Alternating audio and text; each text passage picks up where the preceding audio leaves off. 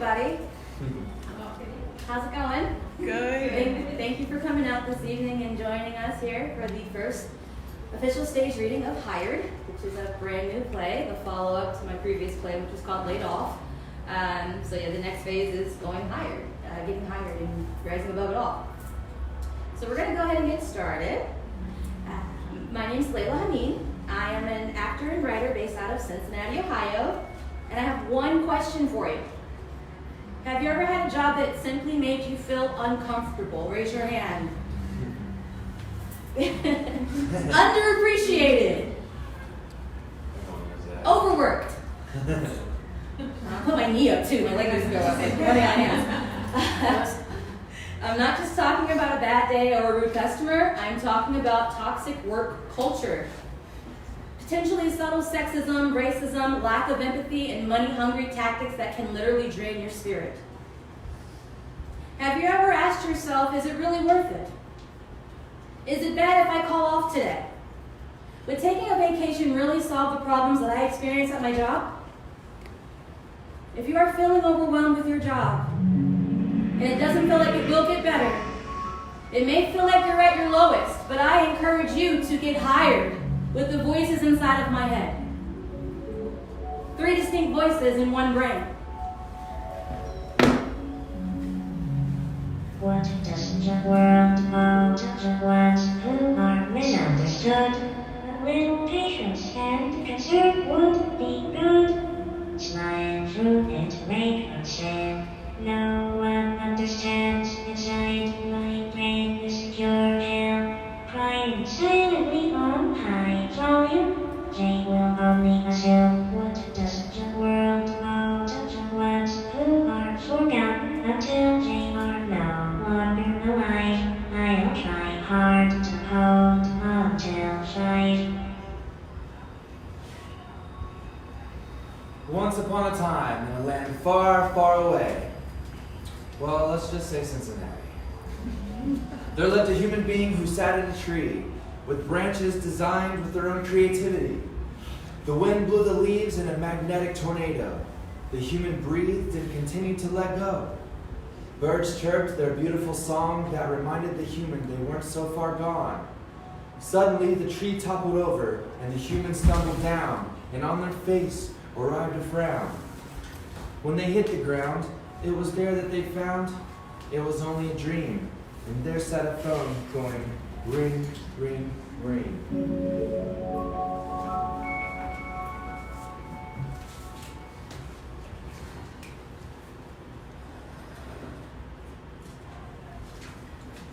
Thank you for calling Car Expressway. What level of anxiety will you give us today?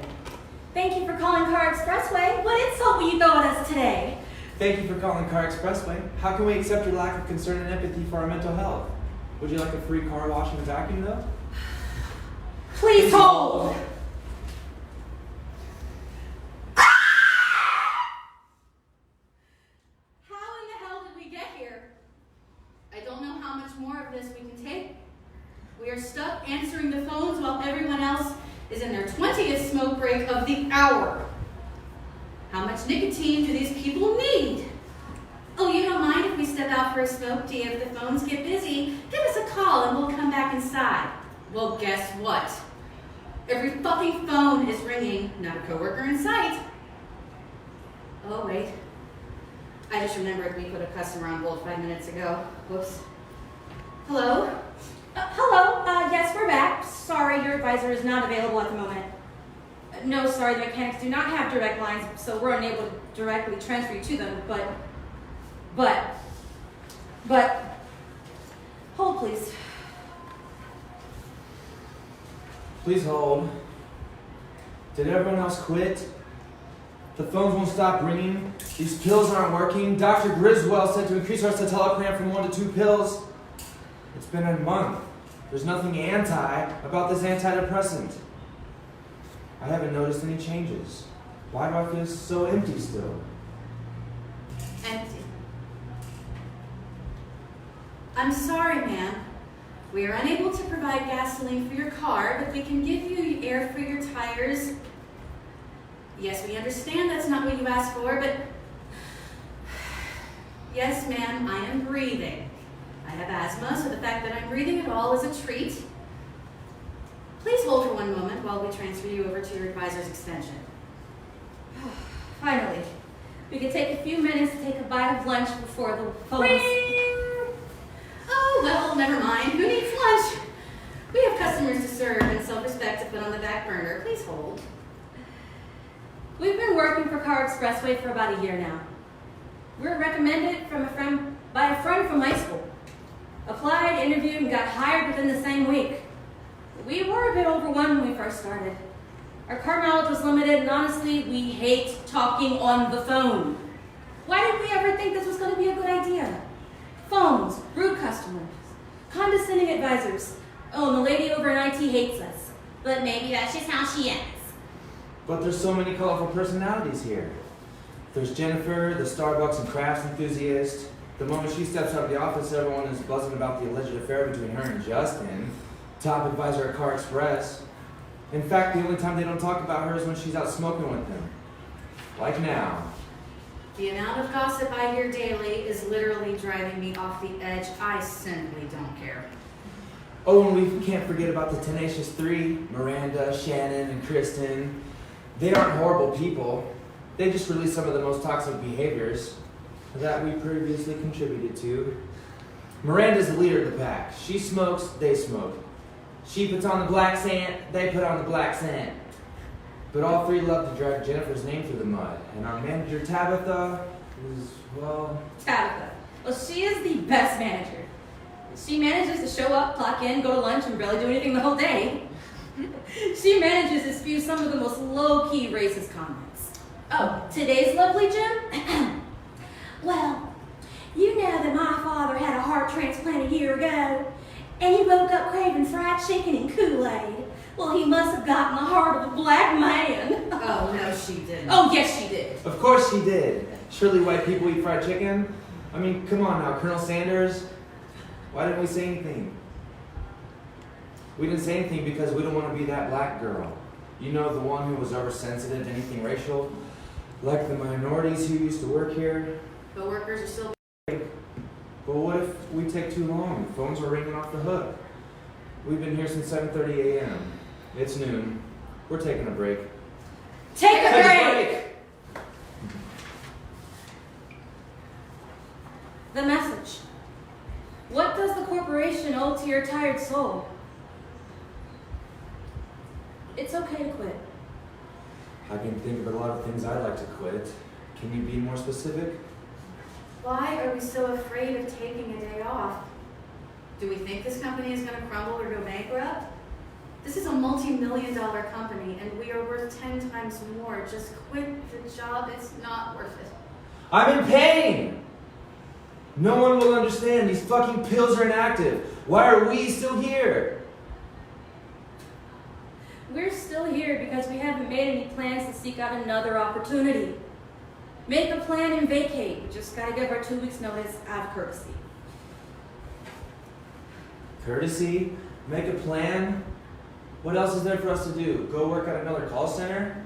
I hear people laughing at each other's jokes and stories, and I think they're mocking us. I hear everyone talk about their loved ones and their traditions, and I think they're doing it to get a rise out of me. It makes me so angry. It's not fair. I want someone else to feel my pain, but they just won't. I'm no stranger to disappointment, and this job is pushing me down even lower.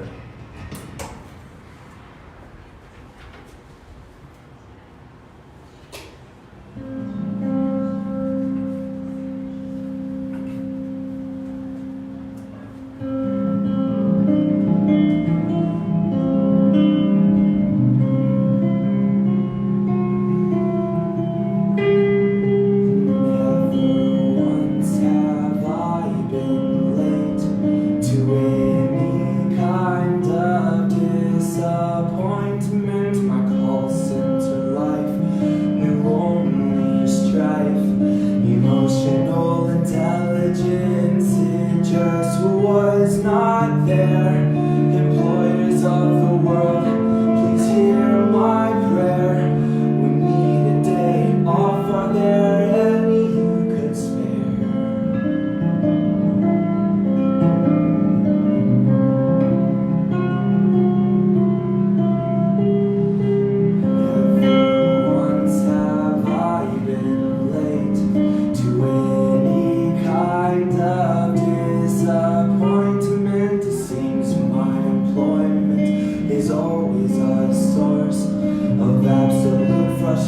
attention. Oh, I can't take anymore. You try your best to be the gossip girl while I do my best, but I'm the one who gets laid off.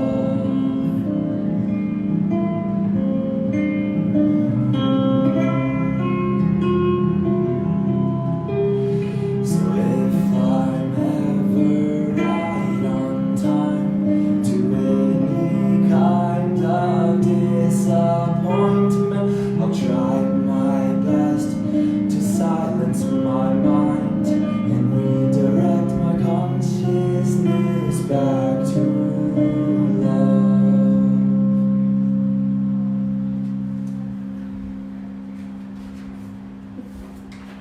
Well, I think we might have found the solution. Music. Let's exercise the creativity in our brains and quit. What does the poor owe to the ones who are unheard? Unable to speak up, not even a word? Listen to them now while they're still alive. Maybe they're holding on until 5. That meeting with Tabitha and Shannon was so dumb. Figure it out. Do you see yourself working here in 6 months? 6 months. I don't even know if I'll be alive in 6 months. Oh, and she just had to tell us about our work performance was suffering. Storming off? We do not storm off. We dramatically exit out the door. Exactly.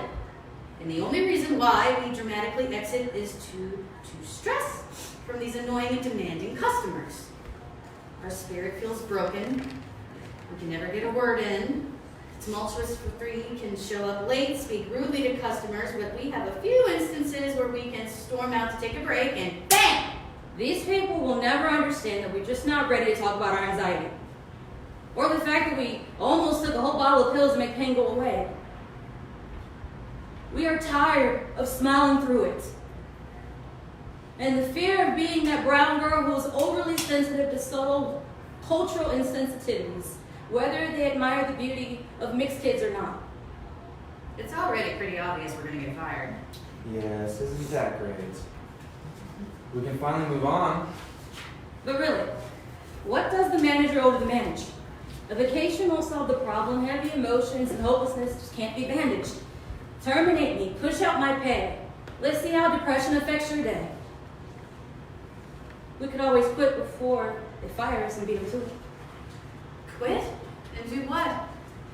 Take their insensitivity and ignorance, sprinkle it in our termination paperwork, take their fire, light it up, and get hired. And then what? Go down to the river. Doesn't sound like a bad idea.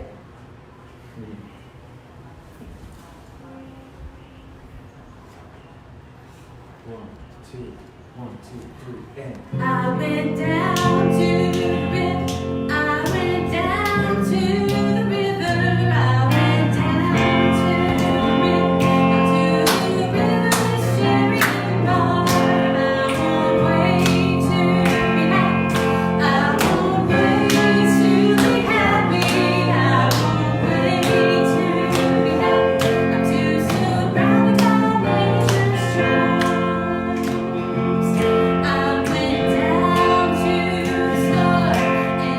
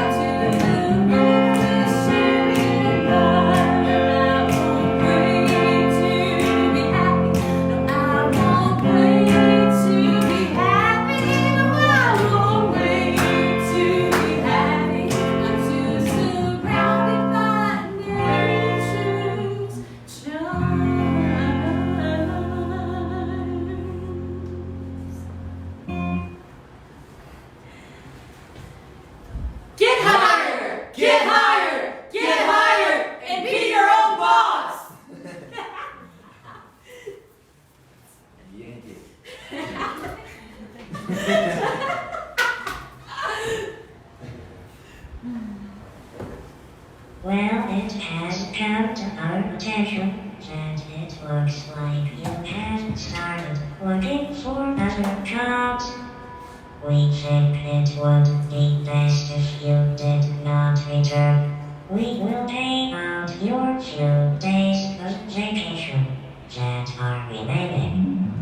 You can pick up your items this weekend. Someone will pack them for you. It may or may not have happened exactly like this, but this story is close enough to the truth.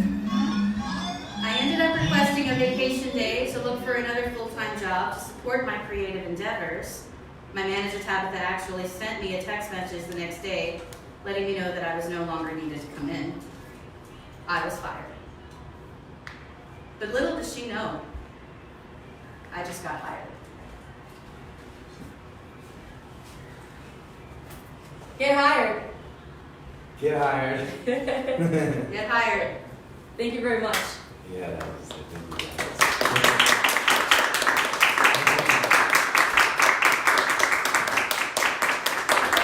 I'd like to introduce the other side of my brain. We have Robin, Alicia, Claire Hoskins. We have a type voice here.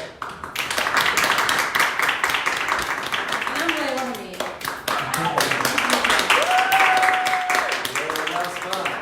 So this was an excerpt of Hired. This is actually based off of true events. I like to write based off of things that I'm the expert of, which is my own experience. So within Hired, it's all about overcoming any obstacles, and it ties into my company, which is Halo Arts, which is healing above living obstacles. So it's all about aiming up.